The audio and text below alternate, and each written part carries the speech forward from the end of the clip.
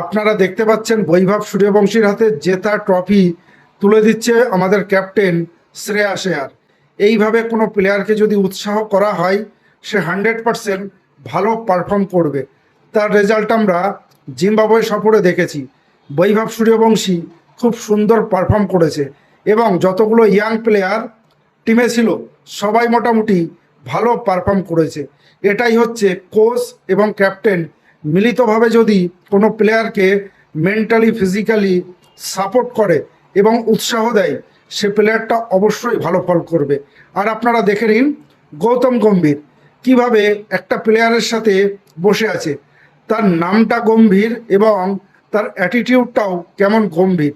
এইভাবে যদি মুখটা করে থাকে কোনো প্লেয়ারের কাছে, সে ভালো রেজাল্ট মানে ভালো পারফর্ম করবে। আপনার কি মনে হয়? আপনারা ফটোগুলো দেখুন। মানে গৌতম গম্ভীর মুখের যে অ্যাটিটিউড, মানে সবসময় তার নামটা রাখা হয়েছে গম্ভীর, কিন্তু মুখটাও অলওয়েজ গম্ভীরই থাকে। এইভাবে টিম চলতে পারে না। যে টিম পরপর ম্যাচ হেরে যাচ্ছিল, সিরিজ হেরে যাচ্ছিল, সেই টিম হঠাৎ করে 3-0-তে কীভাবে জিতলো? তার কারণ হচ্ছে টিমে এসছে ভিভিএস লক্ষ্মণ। আর ভিভিএস লক্ষ্মণ কেমন কুল মাইন্ডের সেটা আপনারা নিশ্চয়ই দেখেছেন এবং তার রেজাল্ট আমাদের টিমও দেখিয়েছে।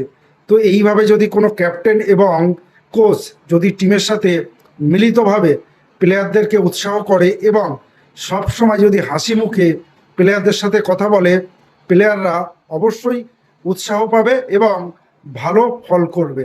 তার রেজাল্ট আমরা এই ম্যাচটাতে মানে এই সিরিজটাতে দেখতে পেলাম। আমার মতের সাথে কি আপনাদেরও একই মত? তাহলে কমেন্ট করে অবশ্যই জানাবেন।